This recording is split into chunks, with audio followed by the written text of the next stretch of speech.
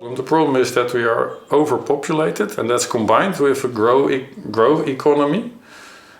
So all these people need more stuff and more food.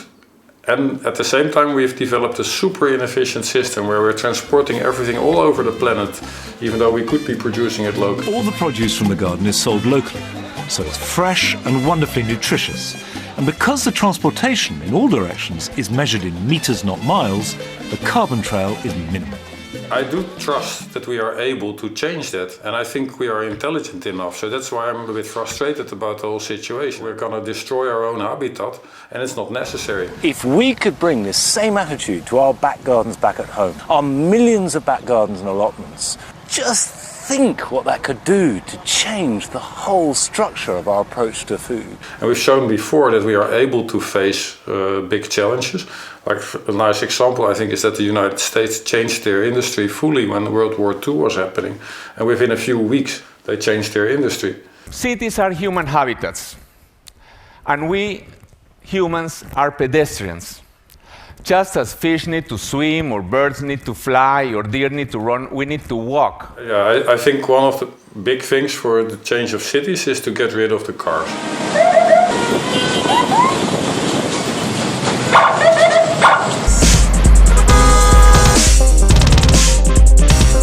Also to make those cities more dense.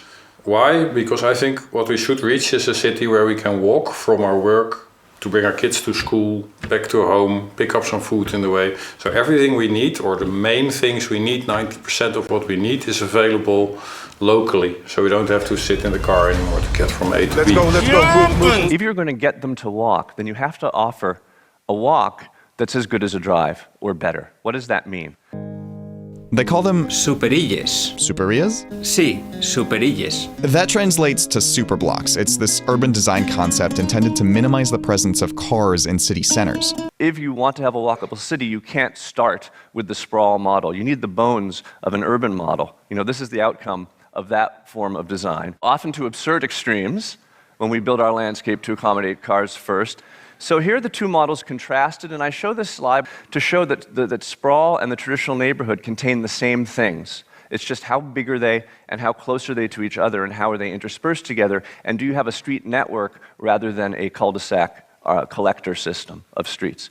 So that would mean that there should be agriculture within walking distance, there should be recreational possibilities within that agriculture, for example. There should be production facilities that produce stuff that we need.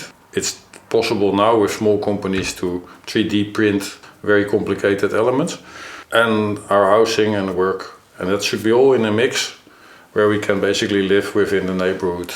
You take 9 square city blocks and you close off the inside to through traffic, so buses and big freight trucks, or any vehicles that are trying to get from one part of town to the next, have to drive around the perimeter. Inside the super block, the speed limit is kept to 10 kilometers per hour. That translates to just over 6 miles per hour. And curbside parking is replaced by underground parking. And that means you wind up with street space for markets and outdoor games and events. Within this 9 square block perimeter, you're going to have kind of a pleasant streetscape where people can walk around and mingle.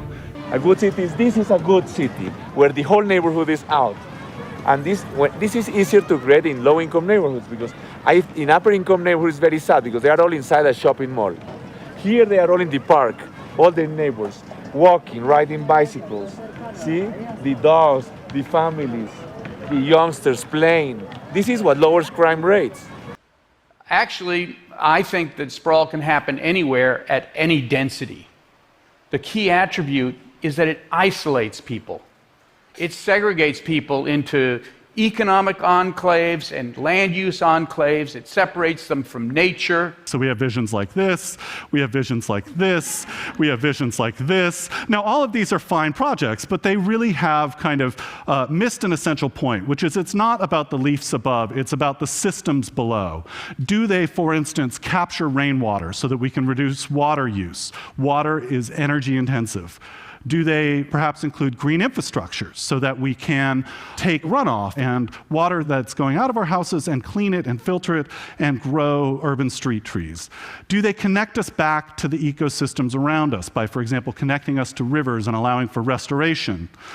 Do they allow for pollination?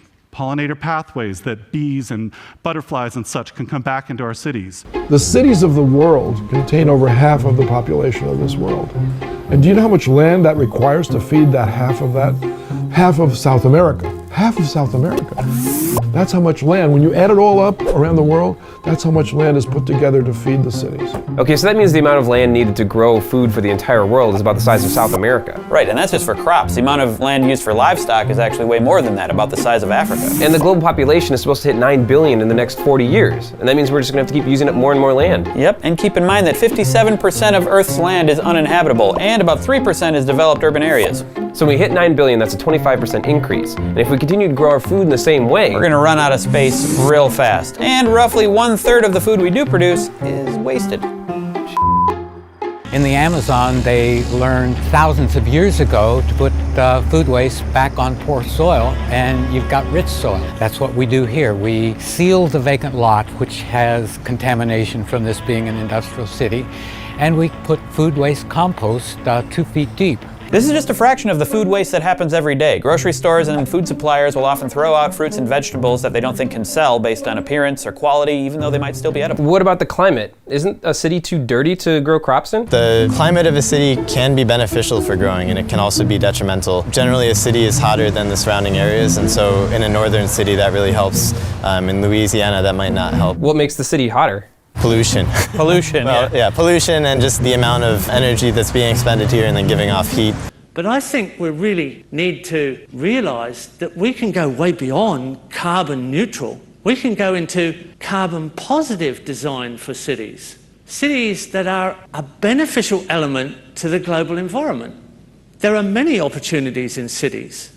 By design, cities have shade, cities have sun traps, cities have thermal mass heat gain. They create microclimates. They run off an abundance of grey water and nutrient-rich sewage water. They're all design potential opportunities. If we look at urban agriculture, it's the highest production per square metre, the most efficient and the most effective, because it can take an opportunity of all the design elements that can be included in a city. If we move to the outside of cities, we have an opportunity to produce the largest amount of food per area in perimeter urban agriculture with very little cost of transport, very little cost of employment, the most efficient. And the opportunities of the waste streams and surplus products of the city close at hand.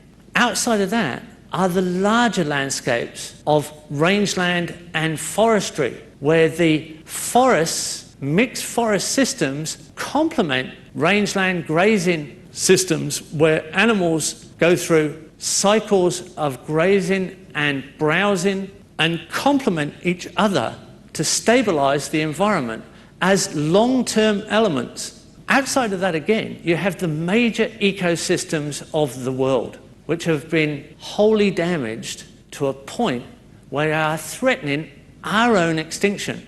And so what we've done is that we've disrupted the cycles in nature, the processes in nature. And so what we should try and do is to bring as much organic components as possible into the built environment, to integrate the two together. And so integration to me is the single greatest issue that we have to address as green designers. If we're able to integrate everything that we do in our built environment with the natural environment, then there won't be any environmental problems at all. In the Edit Tower, what we're trying to do is to interpret as many of our ecological ideas as possible into this single building project. First thing we did was to try and balance the inorganic mass of the tower with more organic mass, which means bring vegetation and landscaping into the building.